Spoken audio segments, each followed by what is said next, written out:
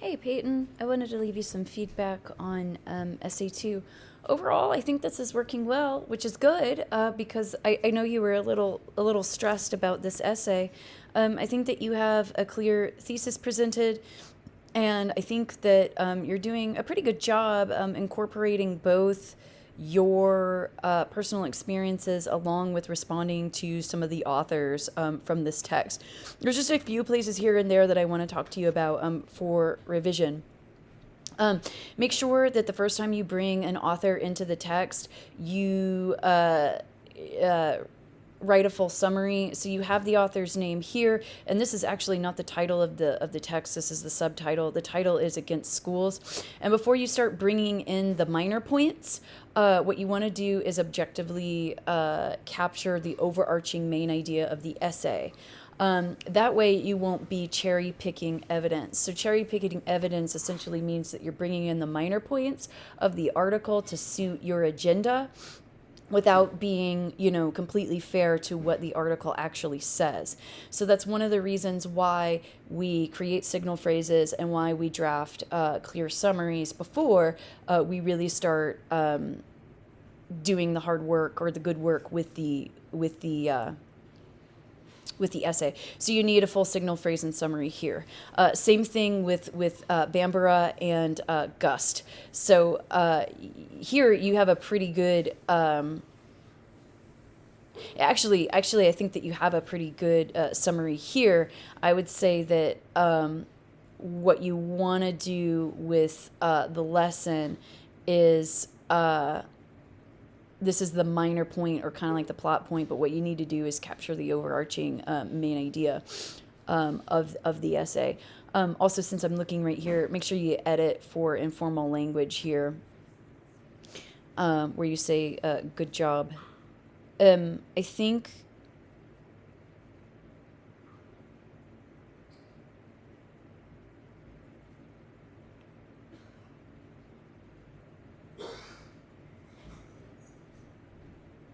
yeah, I think that you're doing a pretty good job of discussing your personal example here. Um, I would like you to expand at this point. So you present the general idea that you went to a rougher area and it gave you a whole new outlook on poverty in low income areas. What were those? And since you're talking about that in the context of Bambara, how do those ideas connect, right? Because we could argue that, I don't know that we should argue. It's true. The kids in that story would fit this description. So I think expanding on this idea and making a clear connection back to Bambara might be some good work for you to do.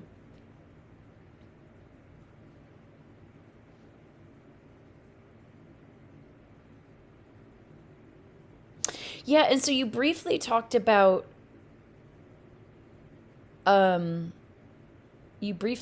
about how you felt like your mom gave you a trigger warning, and then you explore all this. I think I would like you to return to that idea of the trigger warning, so we get a good sense of, well, what did you less how did it prepare you, and really what did you learn as a result of both the trigger warning and the experience, because you're kind of balancing two things at once here. You're talking about the use of trigger warnings, but you're also talking about educational experiences that occur outside of the classroom.